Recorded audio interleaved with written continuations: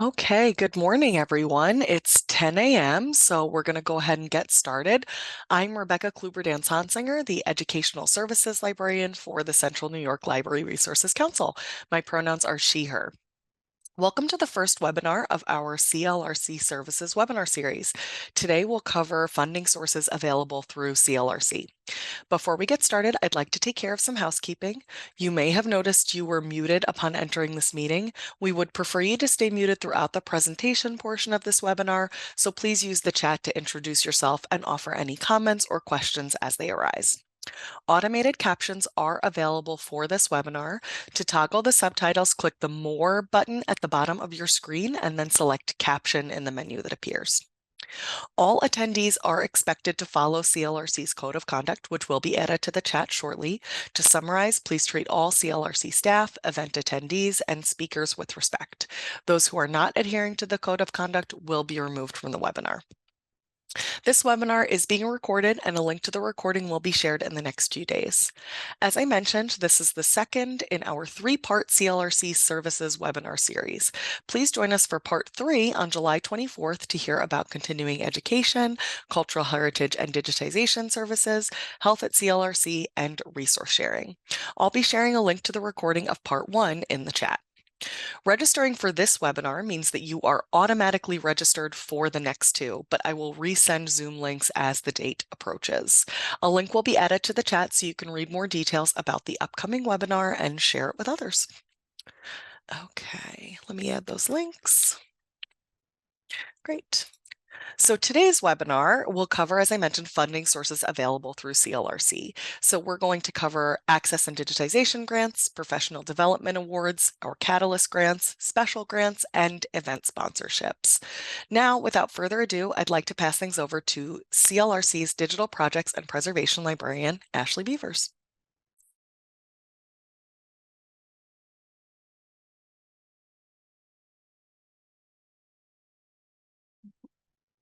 So I'll be starting us off.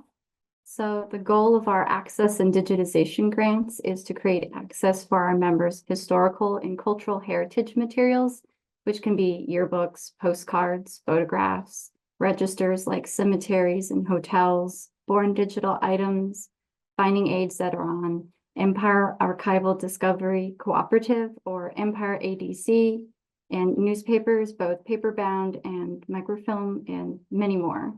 Those who are a full or affiliate level member of CLRC can apply, and you need to be in good standing, meaning you've paid your dues. For those of you who still have outstanding projects, you can still apply. We won't hold that against you because there can be factors causing the delay to finish the project, and grants are awarded either in full or partial amount by our Library Resources and Services Committee and an external review committee. The requirements of the grant are the materials need to be publicly available through New York Heritage, New York State Historic Newspapers, or your own repository. The materials can be on multiple sites, as the more places they are, the more chances there are for people to see them. They can't be put behind a paywall, and this grant is not to be used just to create metadata. And first-time applicants must attend the informational webinar, or view the webinar recording, or receive a private consultation with me. Next slide. The types of projects you can apply for using this grant are digitization, metadata, enhancing existing metadata, and finding aids, and processing files into New York State historic newspapers. And the image that you see here is from Oakwood Cemetery Register, Book 3, which I'll touch on soon. Next, thank you. Some examples of digitization projects are the Syracuse University College of Law student and alumni publications of Syndicus and the Judge. The Syndicus was like a newsletter that through time became an alumni publication, and the Judge is a student newspaper. So Syndicus and Syracuse Law Magazine are on New York Heritage, and the Judge is on New York State Historic Newspapers website. And the top image that you can see is the University News, an all-woman created newspaper that was with the Judge newspapers, but it was the only one of its kind, sadly. Colgate University's The Alma Gracie Stokey papers are this woman's research, illustrations of microorganisms in ferns, and some correspondence, as she was well known for her research of microorganisms in ferns. And this collection is available on Colgate University's JSTOR website. The Community Library of DeWitt and Jamesville's Suburban Life newspapers are these paper-bound newspapers, and we received permission to carefully remove them from their bindings and scan them. And when we're done scanning all of them, we will put them in archival boxes with their covers and then return them. And these are on New York State Historic Newspapers, and more will be added later. Next is SUNY ESF's Roosevelt Wildlife Station Historical Photographs Collection. And these are glass plate negatives, photograph negatives, and photographs of various nature scenes from locations mostly around New York State and in some other states out west. These are on New York Heritage, and there's more that hasn't been digitized. The bottom image is one of the glass plate negatives from the collection. Syracuse University Libraries. They collaborated with the Historic Oakwood Cemetery Preservation Association to have the Oakwood Cemetery registers digitized, and the university will use the data from the books to do research. The digitization has finished, but the second and third books will be transcribed using AI this fall, and the first book is on New York Heritage, and the rest will be added later. Kirkland Town Library's Creative Clippings library scrapbooks are scrapbooks that library staff created since they began around 1900, and they showcase events that happened at the library, document historic moments, and also have programs that were held at the library. And the first batch of these scrapbooks is up on New York Heritage. Everson's Museum of Art exhibition catalogs and brochures are exhibition catalogs of either artists' art pieces and artworks, or groups of artists documenting their artworks that were held at the museum, and this collection is on New York Heritage.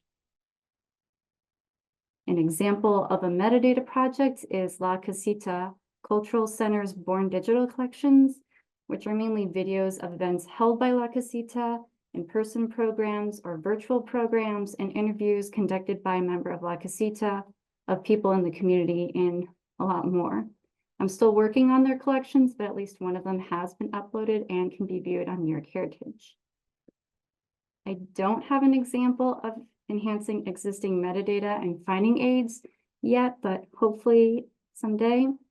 But one recent example of processing files into New York State Historic Newspapers is the Tully Area Historical Society's 2024 Access and Digitization Grant Project, which, because the newspapers were already digitized and then they found their files, they applied for the grant, received the full amount, and as of the end of last month, all of their newspapers are up on New York State Historic Newspapers. These grants are awarded once a year. I give an informational webinar in December, which covers all aspects of the application process and requirements. And as I've already mentioned, first-time applicants need to attend the webinar or view the recording or email me about having a consultation. For previous recipients of the grant, it's strongly encouraged to arrange a private consultation before applying. And at the moment, I don't have an application to show you, but on the Access and Digitization Grants page on our website, which you can get by clicking on any of the Access and Digitization grant titles in this slide, you can view the questions in the application worksheet (doc). And here are some of the important dates for the upcoming grant, and for the future, just change the years and look out for specific dates, emails from me. The first is the informational webinar, which will be in December of this year. I haven't picked out a date yet, but as soon as I do, I will be emailing out, save the date in the title. Also, the dates for requesting a DigLab quote, consultation, and application deadline are correct. And after this webinar, I will be updating the Access and Digitization page with those dates. For requesting a consultation, those can occur right before the application deadline, but I suggest not waiting too long. And you are provided a copy of your application when you submit it. Your project should be completed by the end of June, and all funds should be used by then. You'll also need to complete a interim report in January and then a final report in June, both of which are not difficult. Oh, also really quickly, we have a digitization lab here at CLRC, and that's where you can get a quote from us for us to digitize your materials, project, or collection and create metadata for it. I'll talk more about this in our staff services webinar next week. And this was just a shortened version of the webinar I gave in December for the Access and Digitization grants, where I go into more detail. And so now I'll pass it back to Rebecca Hunsinger, our Educational Services Librarian, for her part. Thanks, Ashley. All right, let's dive in. The first thing I'd like to talk about are our professional development awards. These are typically small grants that help support attendance at local or regional conferences and workshops. This can include attendance at virtual webinars, workshops, and conferences. The funds can be used to underwrite a portion of the cost of attending a larger conference or event, so don't shy away if it won't cover the whole thing.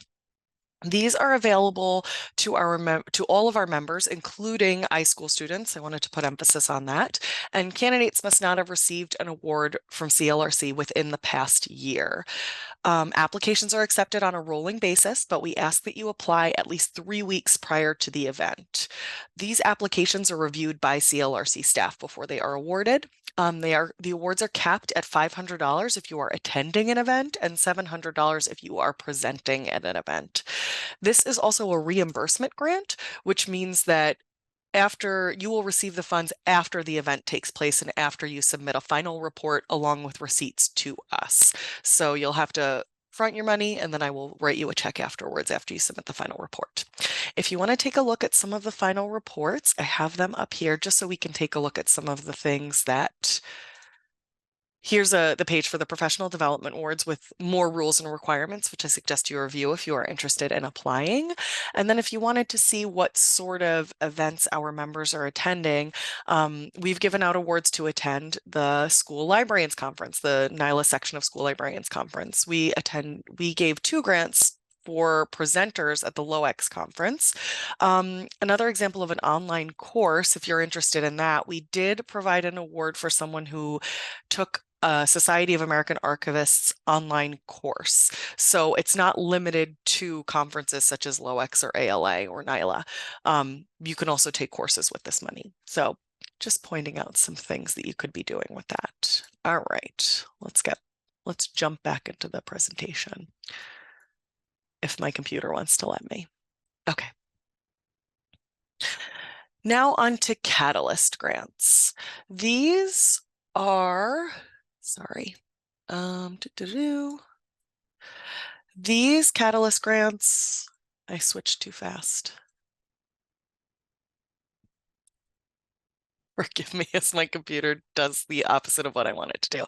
These grants are meant to help members work on new to them projects aiming to advance or expand their organization's mission. So the importance is not that it is an innovative project, it's that it's innovative for you. So don't worry if it's been done already.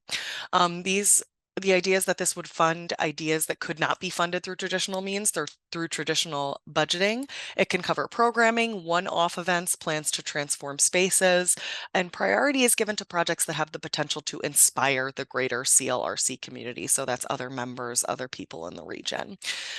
To be eligible for these grants, you have to be a full or affiliate member of CLRC, and you must not have received a Catalyst grant within the past calendar year. As far as amount goes, it would be at least $300 and at most $2,000 as funds allow. These grants are awarded every 6 months, and applicants must submit a draft application and have a consultation with a member of the CLRC staff before submitting a final application. And let's jump out of this really quick to take a look at the draft application. So this is the Catalyst grant page that Ryan kindly put in the chat if you would like to read more about the details. And the draft application is the exact same thing you will get for the full application. So by me showing you this, you have a little peek into the full application. But we're just asking specifics about your project. What is your project? Give us a description. What are you addressing with your library in your community? What will you do to complete your project? What impact will your project have? How are you going to measure the success? A request for funding and budget details, which will go over budget a lot in the consultation. We do provide partial funding for these grants, so that's something to think about too.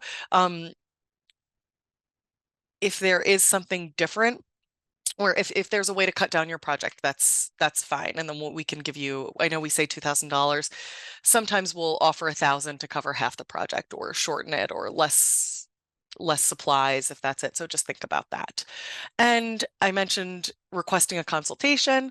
There is a spot in this form to request that consultation. Those happen 2 weeks after the draft deadline has passed. So the draft deadline is September 1st, and the 2 weeks after that, I will be meeting with people and discussing things, but there is a form to request that consultation right in here. Okay, let's get back into the thing. All right. So as I mentioned, the deadlines for submitting the draft applications are March 1st and September 1st. I mentioned September 1st because that's obviously the one that's coming up the soonest. Full application deadlines are March 31st and September 30th. So if you were listening to me talk about when those consultations happen, you would submit your draft. I would meet with you at some point between, let's say, September 1st and September 15th. After that, you would have until September 30th to submit your full application. In terms of project timeline, you would have a year after receiving your funds to complete the project if it was funded, and then we might ask you to talk or present a poster at our annual conference. In terms of funding decisions, those are made by the CLRC Library Resources and Services Committee. So they'll meet shortly after that September 30th deadline, review all the applications, and they make the final decisions regarding funding. Things to consider when applying for this grant: does your project help to advance or expand your organization's mission and strive to meet its community's needs?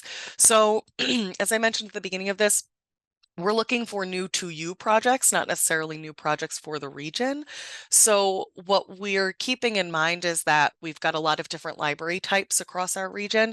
So there are well-funded libraries. There are also small, not funded well at all libraries. So if you're just trying to catch up to other libraries around you, we can help you do that. If there are things that other libraries are doing in the region, but you can't squeeze that into your budget, come to us and we'll try to help you do that. Does this project either advance or the field or level the field for your organization? So that's kind of what I meant by that. Are the details and goals of the project clear and understandable? This is going to a committee. You are not there to explain it, so we want to make sure that your application is as clear as possible so the committee understands what you're asking. And is the budget for the project detailed and appropriate given the outcomes? Obviously, just look up prices as best you can, and I will talk you through the budget process as we meet for a consultation.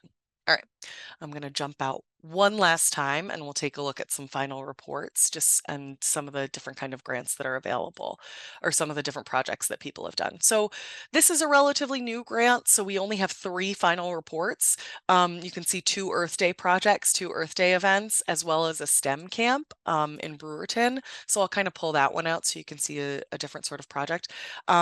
The Noble Brewerton decided to host a STEM camp called Chemistry of Water, and this was during a school break. So they had third through 8th graders come and learn about the chemistry of water. They did experiments. They took a field trip.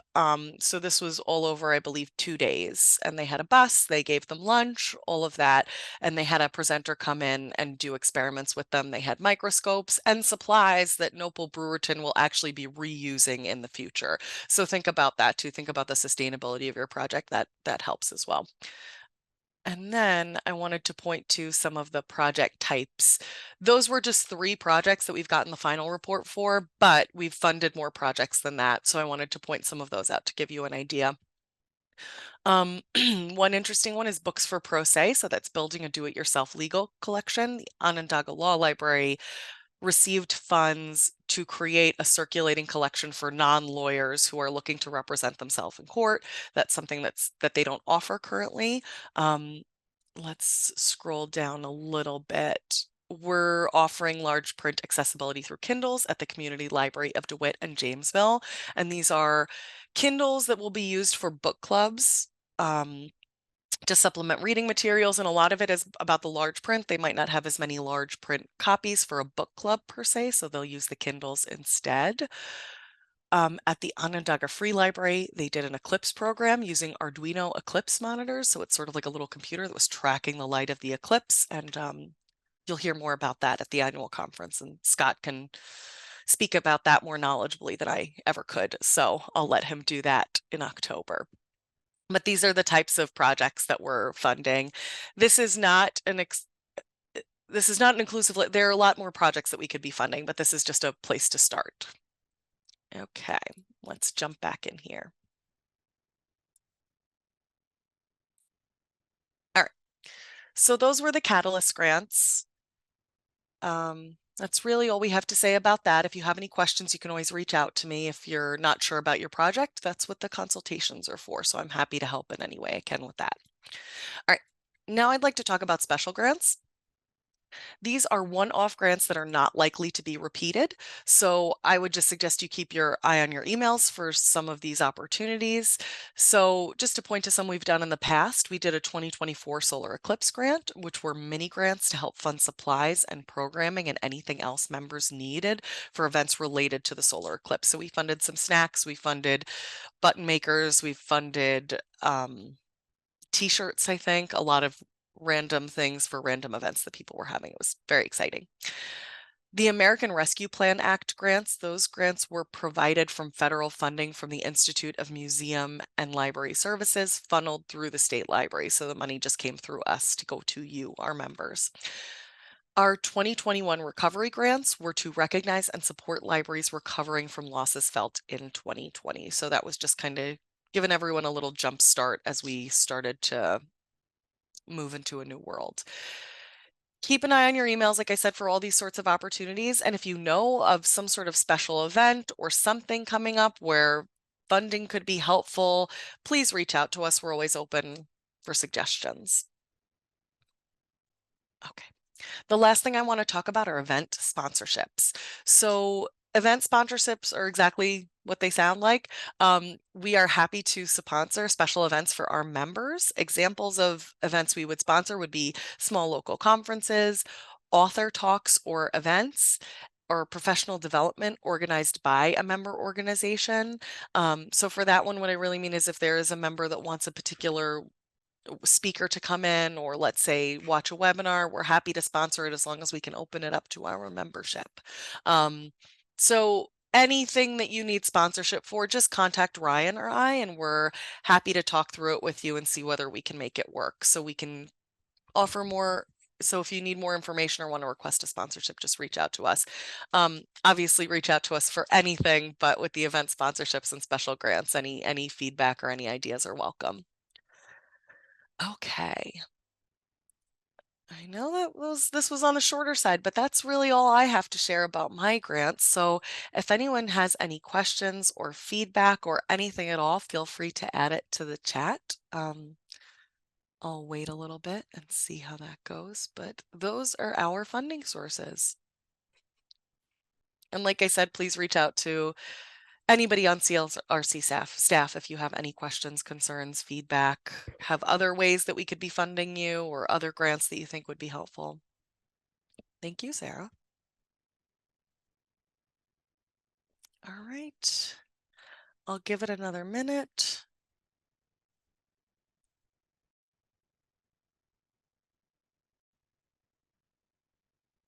And let me add this again. Here's a link to the slides that have all sorts of links in there. And the recording for this will be shared later this week. All right, I don't see anything else, so we'll go ahead and say goodbye. Thank you for coming, everyone, and hopefully we'll see you next week, July 24th, where we'll be talking about more services, continuing education, digitization, resource sharing, health at CLRC, and all of that fun. All right. Bye, everyone.